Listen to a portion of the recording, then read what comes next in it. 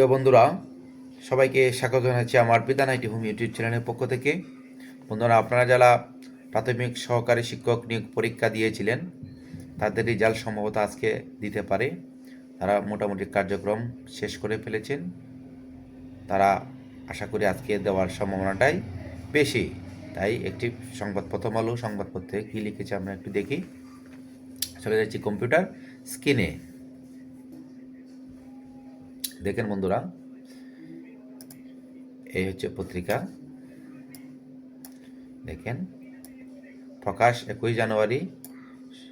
দেখেন 16টা 2 অর্থাৎ 7টা 2 মিনিটে এটা প্রকাশিত হয়েছে। কি লিখছে দেখেন, প্রাথমিক সহকারী শিক্ষক নিয়োগের ফল প্রকাশ হতে পারে আজ। দেখেন হেডিংটা, প্রাথমিক সহকারী শিক্ষক নিয়োগের ফল প্রকাশ হতে পারে আজ। প্রকাশ হলেই আসলে ভালো। যারা পরীক্ষা দিয়েছেন তারা অনেক আশায় রয়েছেন যাতে কোনো সমস্যা না হয়, তারা রেজাল্টটা তুই তাড়াতাড়ি পেয়ে যান। দেখি কি লিখছে।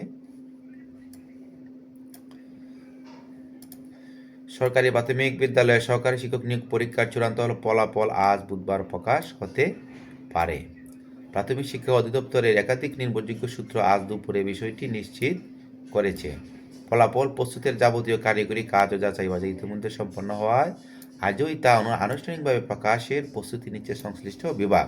অর্থাৎ সব কারিগরি যত যাচাই বাছাই সব সম্পন্ন হয়ে গিয়েছে, এখন শুধু আনুষ্ঠানিকভাবে সেটা পাবলিশ করার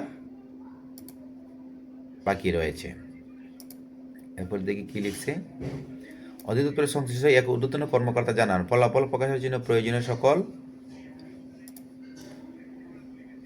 প্রশাসনিক প্রক্রিয়া গুছিয়ে আনা হয়েছে। আজ যে কোনো সময় ফলাফল অধিদপ্তরের ওয়েবসাইটে আপলোড করা হতে পারে। যদি কারিগরি কোনো জরুরিতা তৈরি না হয় তবে আজই ফল পাওয়ার জোরালো সম্ভাবনা রয়েছে। ফলাফল প্রকাশের পর পরীক্ষার্থীরা অধিদপ্তর নিজস্ব ওয়েবসাইটে www.dp.gov.bd থেকে তা সংগ্রহ করতে পারবেন।